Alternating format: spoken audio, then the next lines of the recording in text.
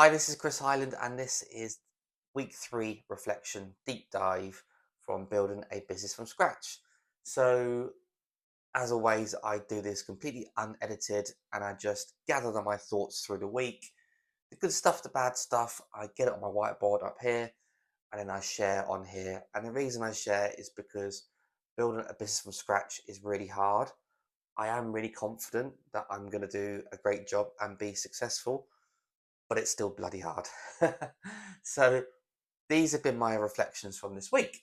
The first two exciting things is that I now have a company name, which I'm excited to share soon. I'm starting to work on the business plan, the second thing, which is for me, that's probably my greatest skill is putting all the pieces of founding and then looking to scale a business together. That's the thing that excites me the most.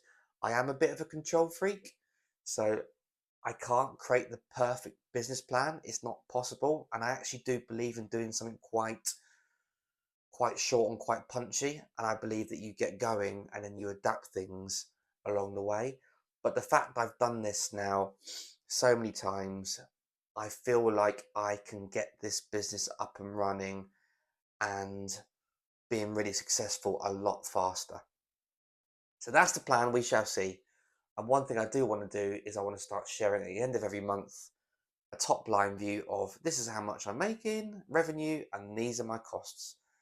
So full transparency, basically. So these are my main reflections from the week. Number one is think big, believe in yourself.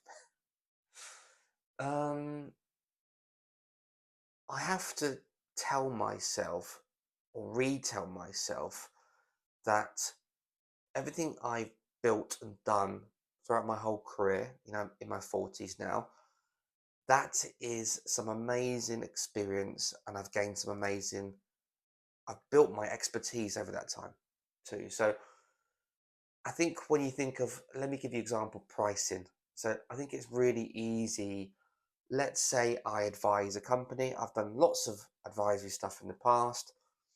At some point, you're going to get that question, which is, how much do you cost? This is such an interesting point because how you price depends on so many different factors, such as believing in yourself. There can be other things at play, such as what's the average in the marketplace, um, and then if that's the average, am I above that? Am I below that? Can I charge something really high, or actually, am I new to the market? Should I charge low? Loads of different things to take into consideration. But for me personally, I've always charged a higher price than the average because I believe that I can add more value. But that's a process. Whereas the first time I advised a company, I charged not very much at all. Um, so it's a process and it's a reminder for me to think big. Yeah. So that's one thing on the price. The other thing is I now have clarity around my mission. More coming soon, but I know I now want to work with 1,000 entrepreneurs. That's what I want to do. I believe I can do it. And let me reframe that. I want to help 1,000 entrepreneurs. Well, if I'm just advising a handful of great potential businesses and I have to go and see them, and I can only, there's only me. So let's say I can only take on 10 a month. Well, that's not going to be 1,000.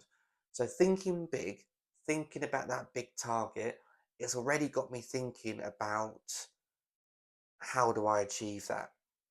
However, so that's point one. Think big. Think big. Isn't if you think big and you aim for it, you're kind of heading in that right direction. So that's the first thing. The second point, the second reflection is mini sprints are good. So this is so thinking big, thinking of that long-term dream, the long-term vision. I think that's a really, really great thing for me to do and anyone else to do. But then reverse engineering that and thinking it in mini sprints has been really helpful for me through all the companies I've built, and it's really helpful in this process right now.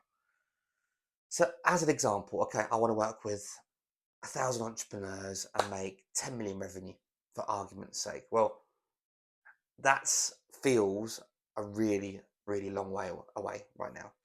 So what's the mini sprint? What's the mini sprint? So what's helped me, if I think about this week specifically, what's really helped me this week is being clear around my goals, but being really clear around, okay, if I've achieved those goals this week, that makes me feel good. That's a mini sprint. So I have one mini sprint every week, which is my goals. But then I'm starting to think about, well, okay, we're in June time. What does success look like in September? So July, August, September is 3 months away. That's another kind of sprint. So what does success look like? Well, okay, I want to get to 20, 25K a month revenue by the end of this year. Now, I'm not going to do that overnight. So I need to build it up incrementally. So I'm starting to remind myself that thinking big is really important and having that big picture aim is really important. But building on the mini sprints along the way in weeks, in months, in quarters, it breaks it down and it breaks it down into something which is more tangible and achievable. Otherwise, if you're only ever thinking about the goal, the big picture, right now getting to 1,000 entrepreneurs feels really, really hard. So that's second reflection. Third reflection is the importance of good sleep. So these YouTube videos are going to be all sorts of stuff, brain dump.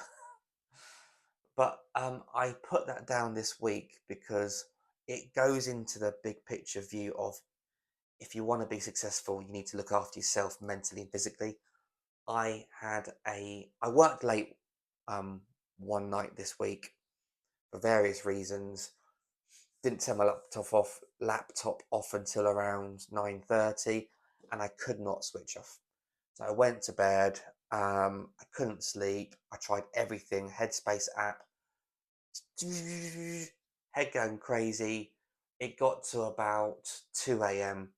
and I finally fell asleep, I think, and woke up the next day and I felt hungover, super hungover. And the next day I was just crap, not productive, um, mopey, probably not great to be around. In fact, I know I wasn't great to be around, and just annoyed that um, I had a bad night's sleep. So having a good night's sleep is probably the most underestimated thing of anything you can do for yourself. So it was a really good reminder for me.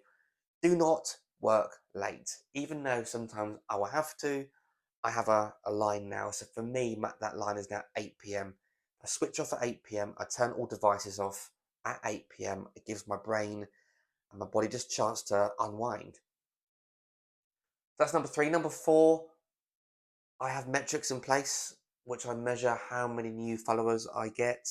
So I now have 326 new followers in 2 weeks. Not bad. Really happy with that actually. And that's why I do it.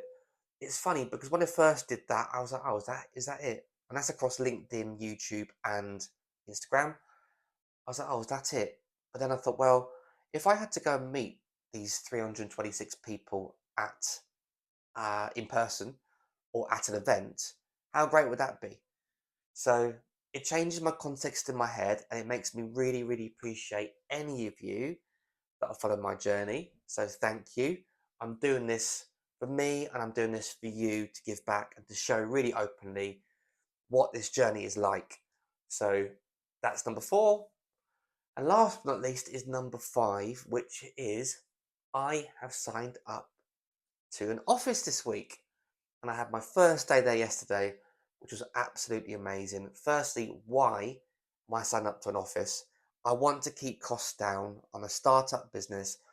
I have a little bit in, I maybe put a couple of grand in, but the efficiency and the productivity that I produce by being in an office is unbelievable. Like working from home, like these videos I do are great, but you have just distractions of all kinds, from family, from deliveries at the door, anything. And for me, if I'm at home 5 days a week, it's great to break that week up and go somewhere else. So that investment, it's an action, and so that investment is really important for me, but it's also really important for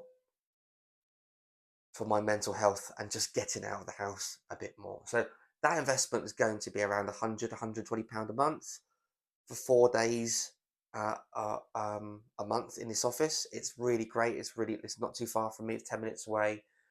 That is arguably going to be my best investment of anything, because those days I can be really clear what I want to achieve, and I can make sure I could just plug in like I did yesterday, and I got there at 8:30, left at 6, and I got so much done that it made me feel so much better that I'm moving in the right direction.